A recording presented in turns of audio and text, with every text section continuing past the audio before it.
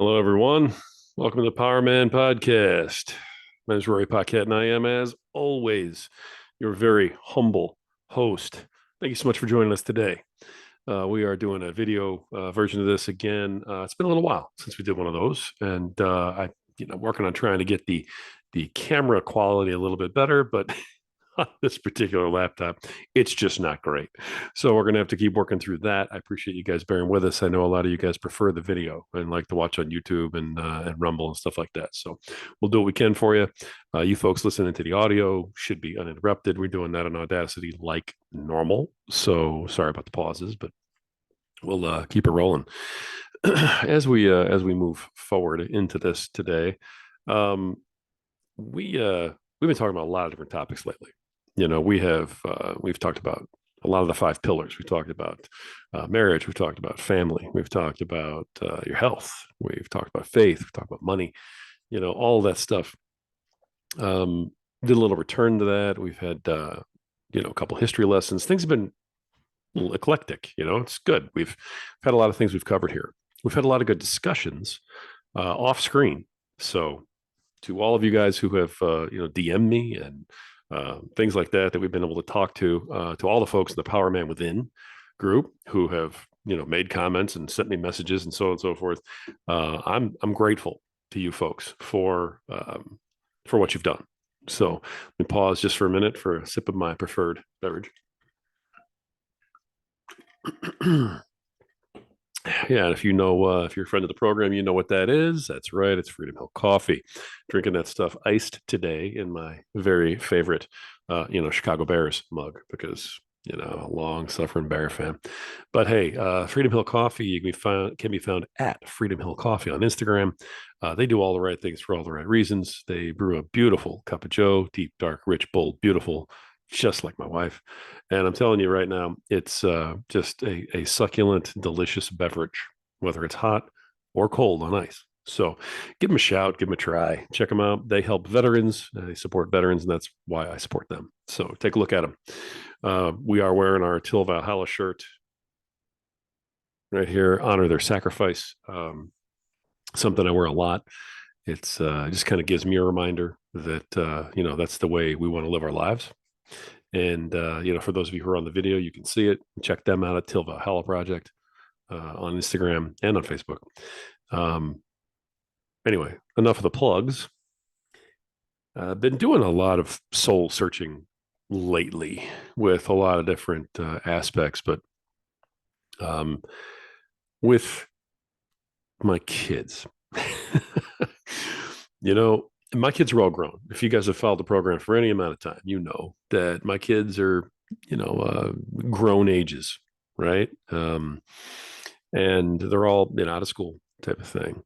But I still, occupy a lot of my time with how can I help them? How can I look out for them? How can I point them down the right road? As fathers, it's something that never ends. You may sit back and go, well, when they're 18, they're gone. They leave, and then it's no longer your problem. They're on their own, and parents who just wash their hands of it. I've never understood that. I've never understood that idea. I mean, you spend your whole life raising these kids, and then they get to be adults, or they think they're adults, and you don't just say, well, good luck, you're on your own. When you see them going down a path that you're worried about, you don't just go, well, I guess they'll figure it out. Some people do that. And if you can do that and sleep at night, well, I guess power to you. I've never been that way. And I can't imagine, just from, a regular investment standpoint, I can't imagine putting 18 years of your life into doing something, into building something up, into raising, a human being, and then just saying, well, that's it. I guess I'm done. Enjoy your life. Take care. Sayonara. Can't imagine it. So with all my kids, yes, I'm probably too much of a helicopter dad, even now.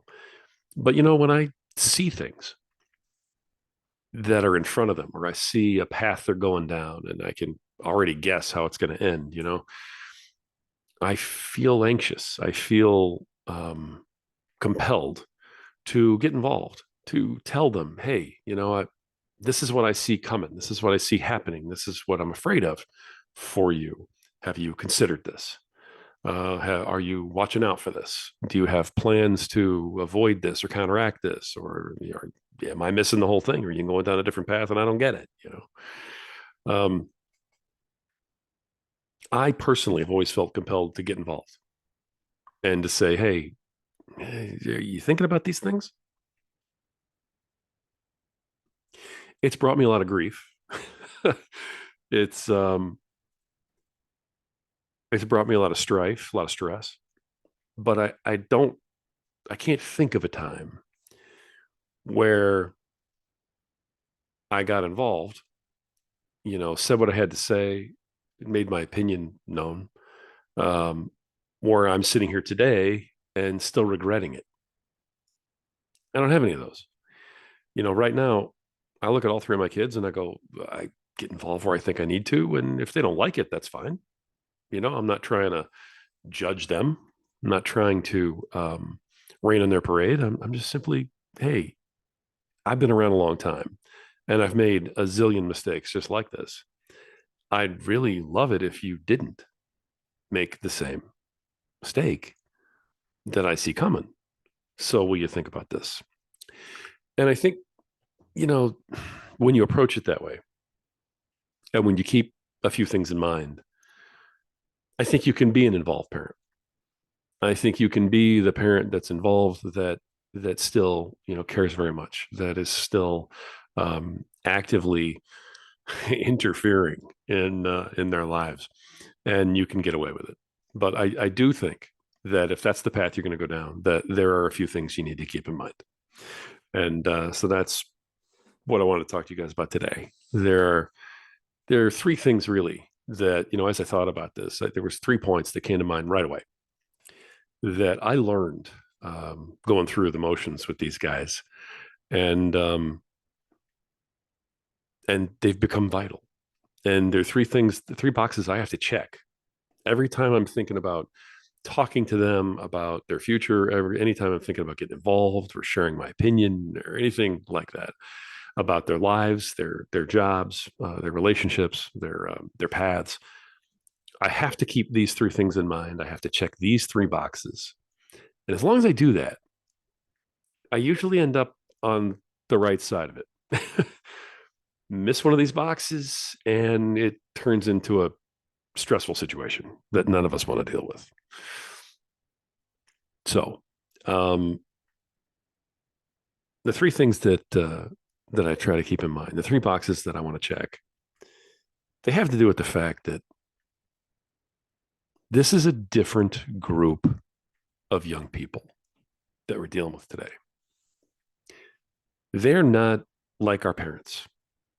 They're not like us. They've grown up in an age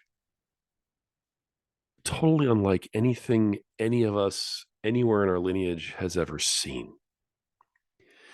And I'm sure an argument can be made that every generation ends up that way because every generation sees new stuff. But this generation has seen such a drastic change in the basics of life. I mean, the basics of communication, the basics of law, the basics of um, societal function. I mean, they've seen change that many of us never could have imagined was coming.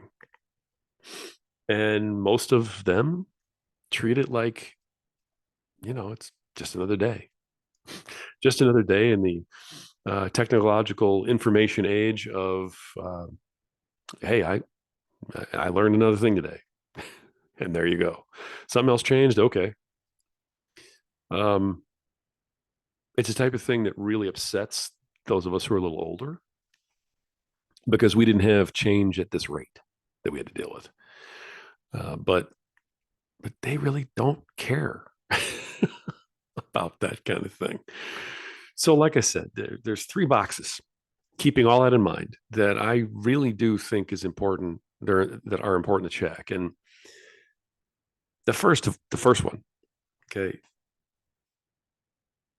our kids today, they don't have the same urgency that we have, that we've had in our lives. They just don't.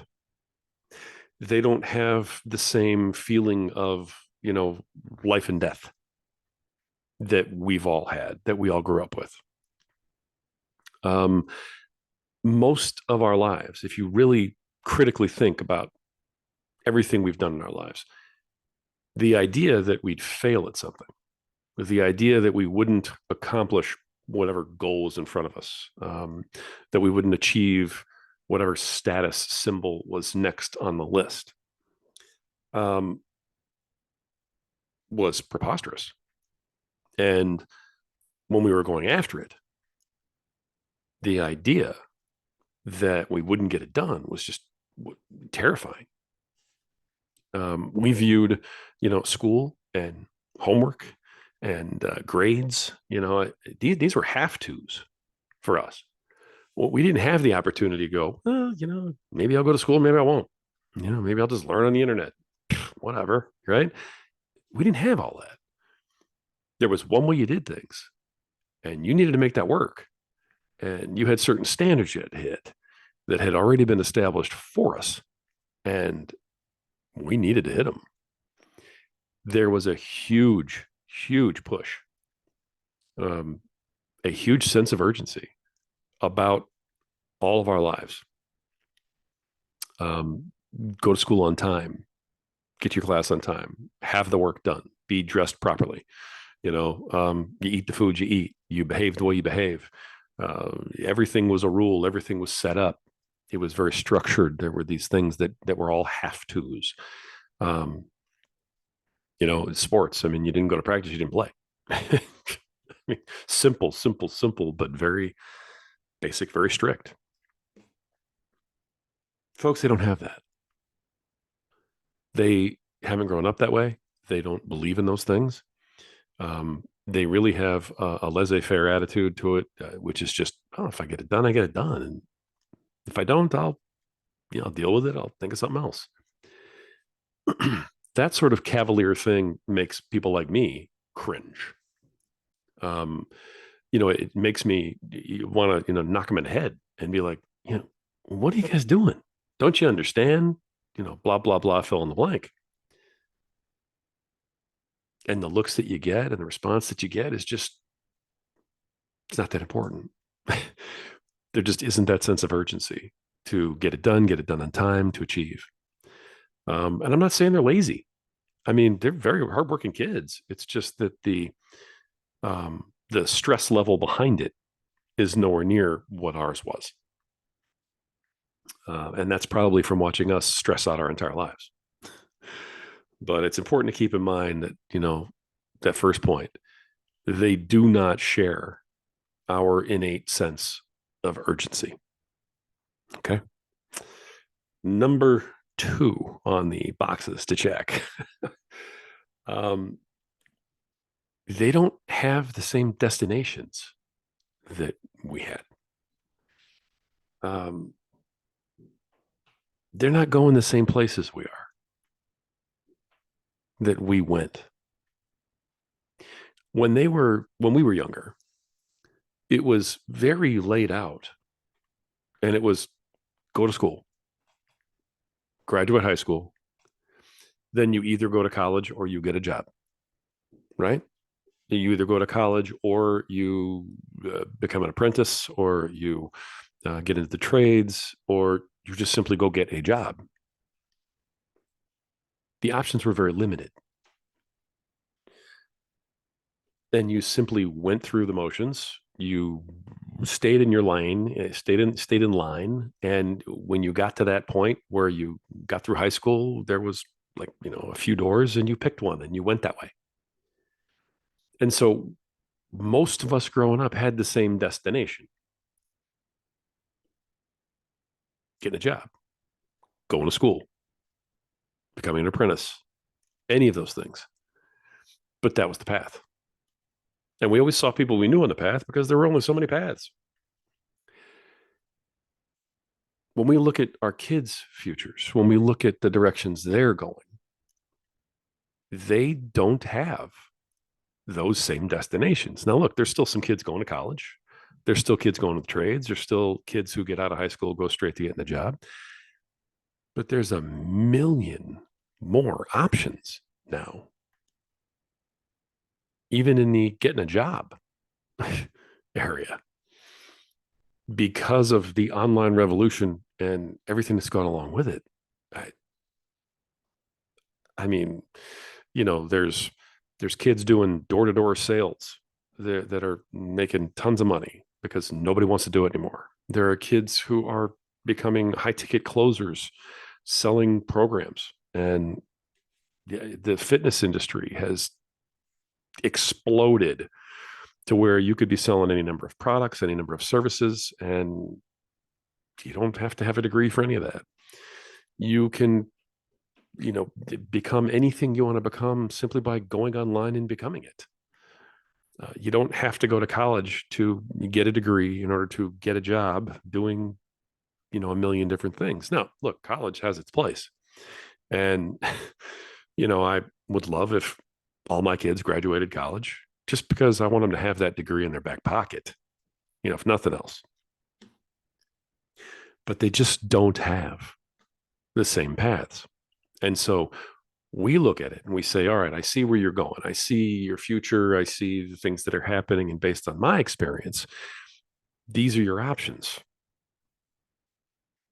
And it's just not apples and oranges. It's not apples. So it doesn't match up.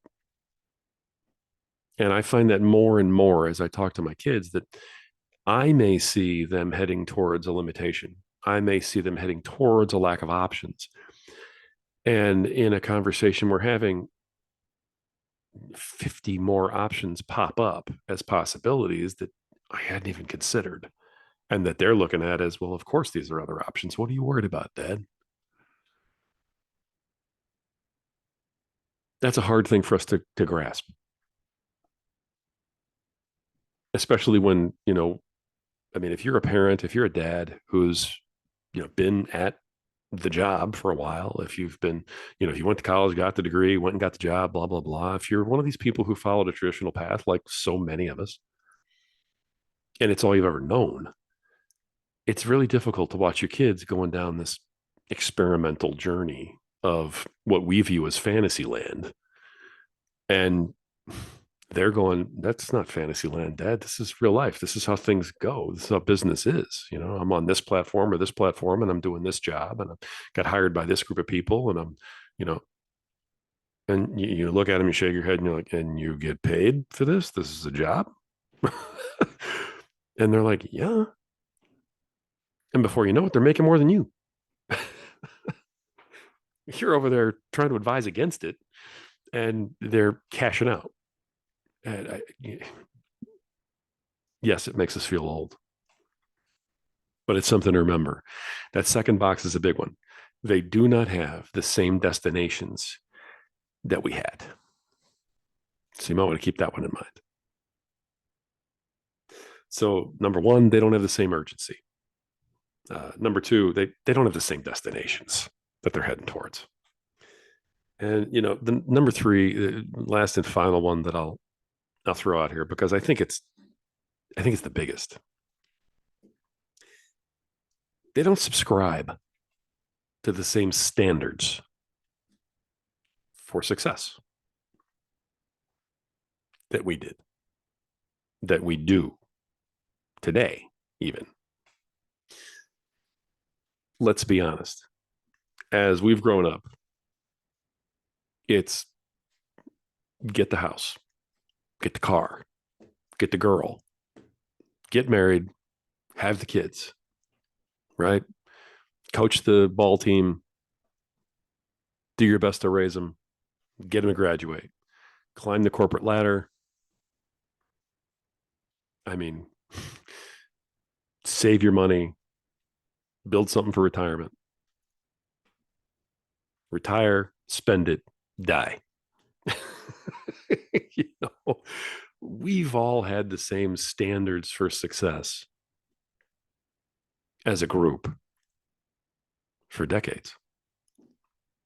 They don't have that. These young people today, they don't care if they buy a house.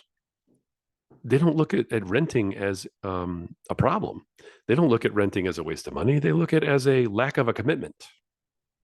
They're like, I may want to like go to Florida in 6 months. I don't know.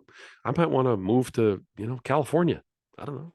I don't know why anybody would move to California, but let's just keep going. I might want to move to Arizona. you know, um, hey, I'm going to go to the East Coast for no reason, just because I like that part of the ocean. Kids today don't have our standards for success, and that doesn't mean they're not successful. You know, quality of life, which is something that we have all thrown around. Folks our age, we've been throwing that phrase around for years, but quality of life is that elusive thing that we like to talk about. It's kind of like Moby Dick. You know, you've heard it's out there. Um, you've heard there's this great white whale someplace.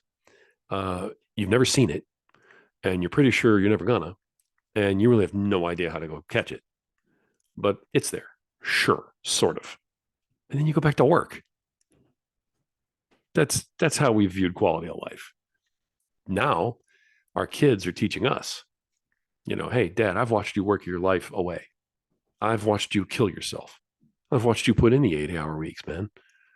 And I admire you for doing it. And I'm grateful that you did it. And thank you for raising me. But I'm not going down that road. Our kids today, so many of them would rather work 30 to 40 hours a week if they have to, get paid what they can, and only buy what they're able to and just enjoy themselves. They don't need the perfectly furnished home. They're content with an apartment and a place to sit. You know, they don't need all the decor. Um, they don't need the columns and the marble counters. I mean, they're like, hey, I'm not even going to be here that long. I'll be here as long as I feel like it, and then I want to leave. Their standards for success are happiness, time, freedom. And when I say freedom, freedom of choice to relocate, to change careers, to leave the country and travel, to do whatever they want to do. They do not have the same standards of success that we had and that we still hold on to. And so we're sitting here going, well, how are you going to go get a house one day? And they're going, I may not want to get a house. What's the problem? Some of them look at you and go, well, yeah, real estate's a great investment. And then you may have another kid who looks at you and goes, why would I want that hanging around my neck for 30 years?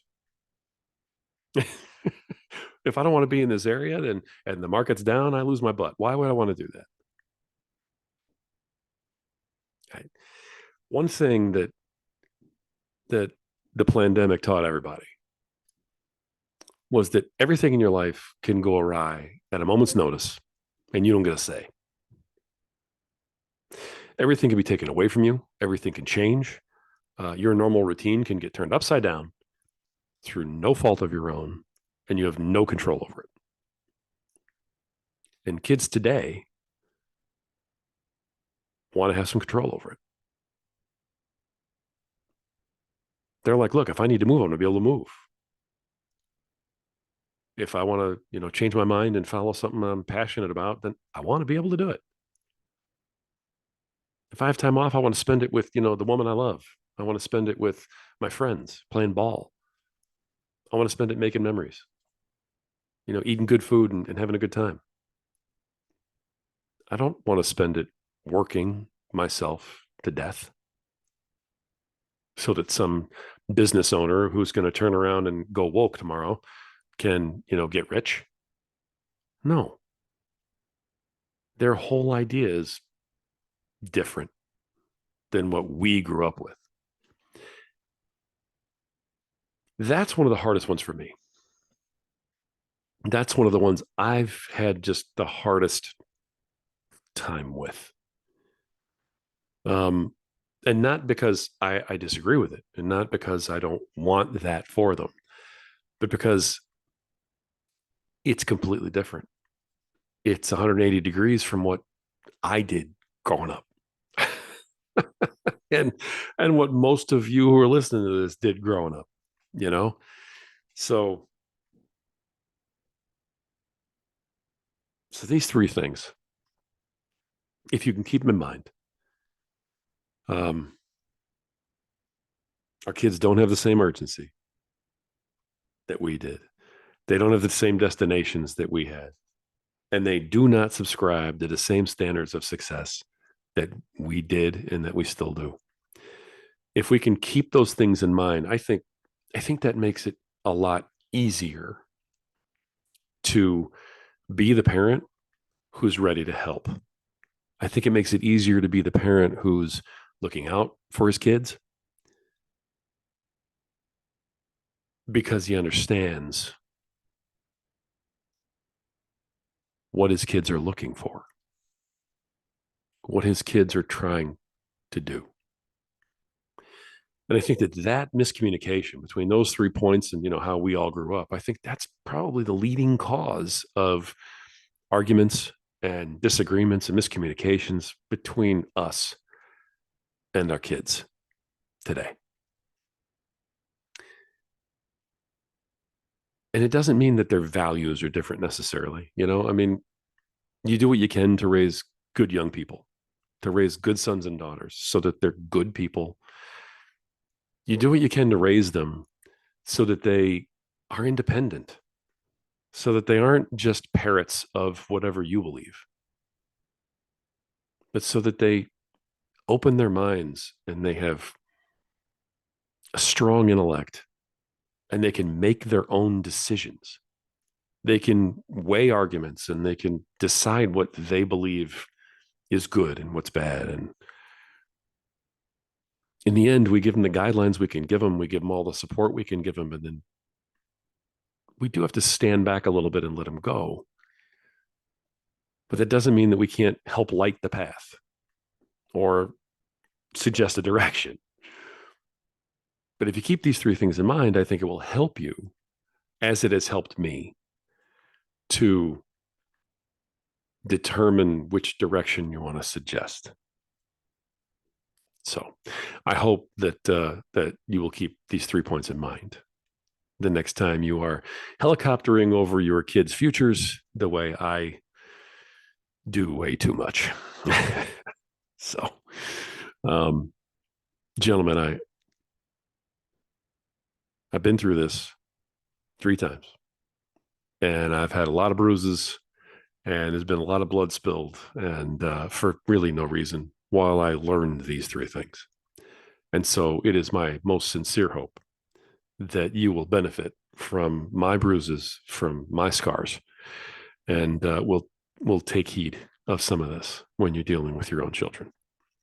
I hope it helps you. And I would love to hear if it does or doesn't. So don't ever be afraid to contact us. Please let us know at Power of Man Podcast, all one word on Instagram, at Power of Man Podcast, one word on Instagram. Hit us up, give us a follow. Okay, it's free. Subscribe to the podcast and get notifications for when we're putting out new episodes. If this has been helpful to you at all, subscribe and share and help us continue to grow. Okay, 115 episodes and 34 countries, so we're growing, and we're growing because of you. So if this is helpful at all, like it, give it a thumbs up, subscribe, share. Help us help more people. I appreciate you. Thank you so much. You are worth it. Don't ever forget that. You just got to believe it. Until next time.